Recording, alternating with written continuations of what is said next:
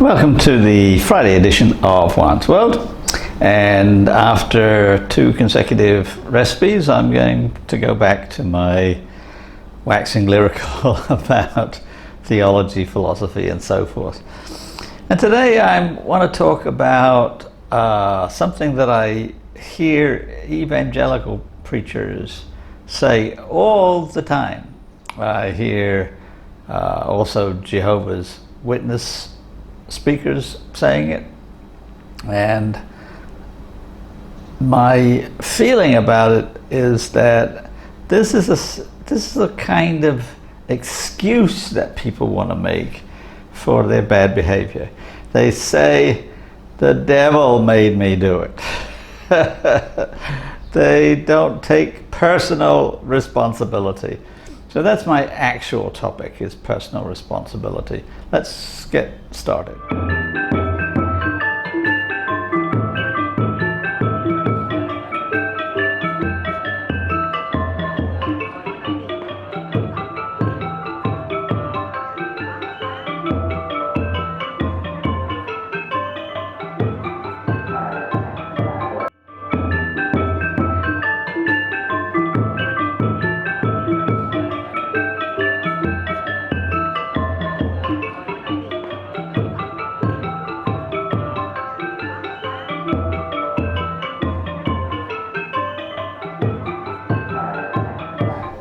Now, I've noticed in the current political cycle in the United States a lot of blame games, or excuse making, like because a lot of people are getting indicted for crimes, largely because of the former president. And in Georgia, for example, there are 19 co-conspirators who are going to all be brought up on charges, and I don't know what's going to happen, but I suspect that there's not going to be a whole 19 standing in the dock come whenever it is, October or whenever they get arraigned. Because as one commentator said, they're going to start flipping like burgers at Burger King once they realize that some of the things that they're being indicted for carry a minimum penalty of 5 years in jail. That is, the judge has some discretion, but not with the minimum. So if they get convicted of those crimes, they're in jail for 5 years.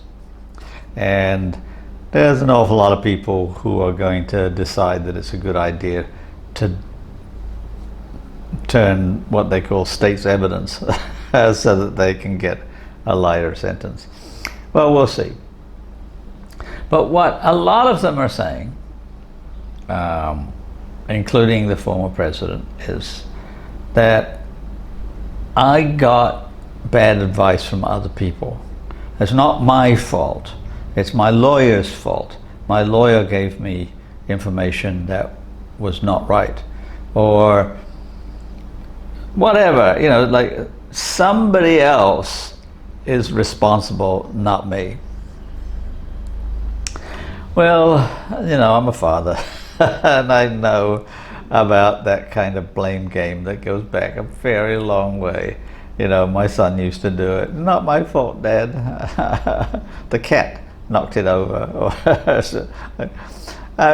whatever the case. I don't want to take personal responsibility, and it's one of the things that I take as the hallmark of maturity, of the ability to say, yeah, it's my fault, and I'm sorry, or forgive me, or whatever.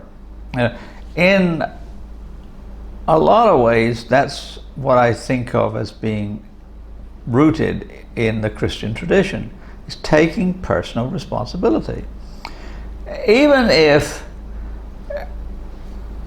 there's some sense in which you were unaware of what you were doing, or you made a mistake or whatever, okay, like we all make mistakes. That's not the problem. The problem is not taking responsibility. I mean, some people will even take responsibility for things that are not their fault, which is admirable in some ways, but dubious in some ways also. But taking responsibility of seeing that something's gone wrong and you had a part in it, and saying, okay, let me see what I can do to make this right. That is a mature thing to do.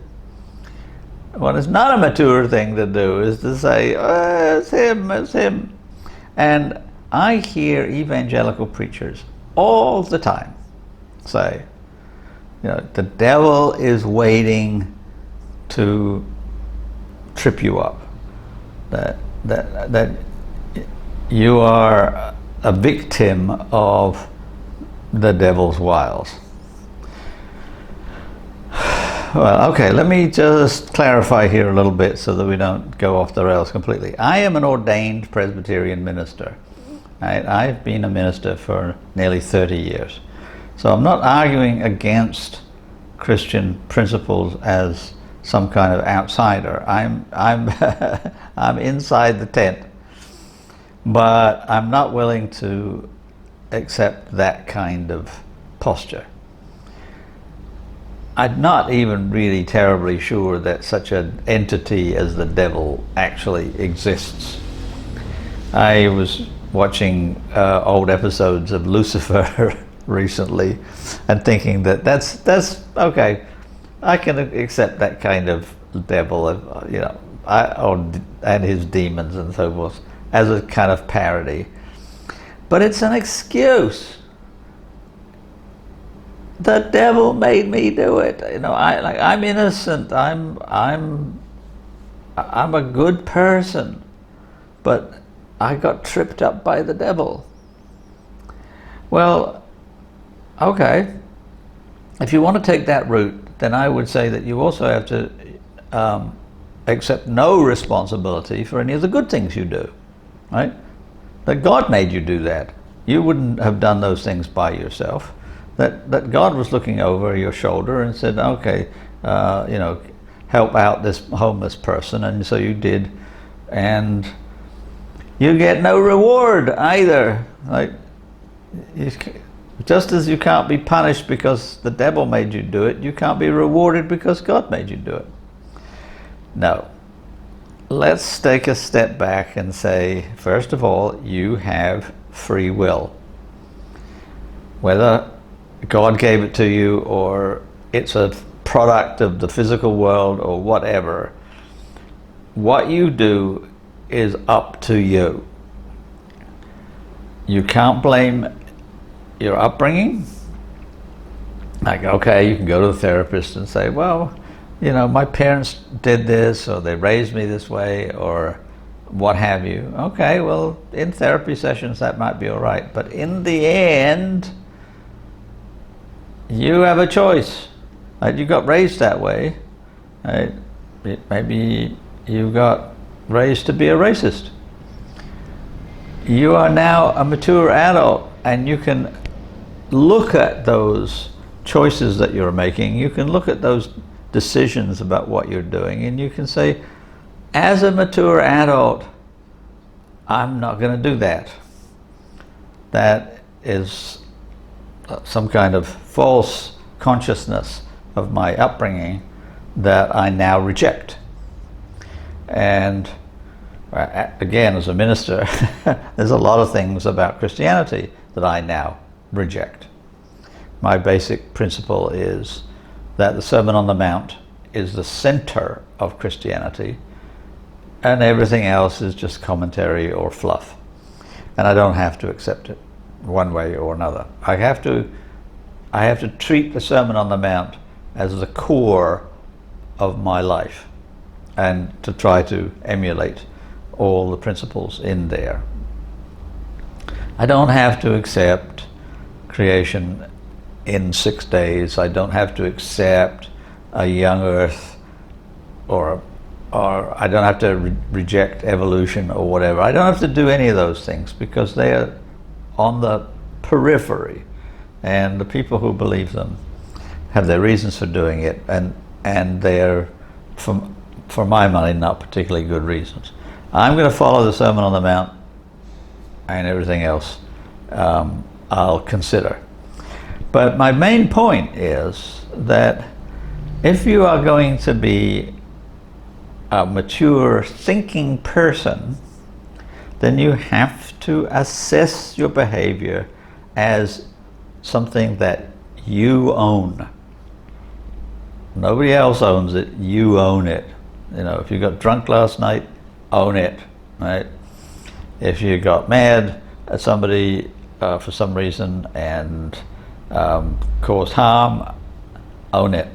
Now do something about it. Make adjustments, and that to me is the core, not just of the Christian message.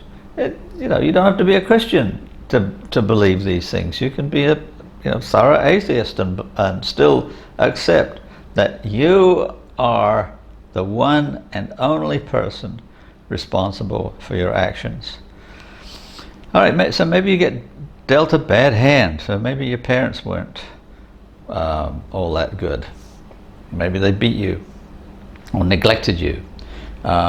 Maybe you've got rotten genes. Maybe you get addicted to things easily because of your genetic makeup. All understood. But who takes responsibility for your actions after that? Has to be you. Can't be anyone else. You are responsible for your actions. All right? Don't tell me the devil made you do it. Even if the devil exists, you can you can challenge the devil, and hope you do. I hope you live a good life because you've made mature choices. Anyway, that's a heavy subject for a Friday, but I hope that you will tell your friends about my videos. I hope you will like and subscribe. Tell your friends to like and subscribe as well, and have a good weekend.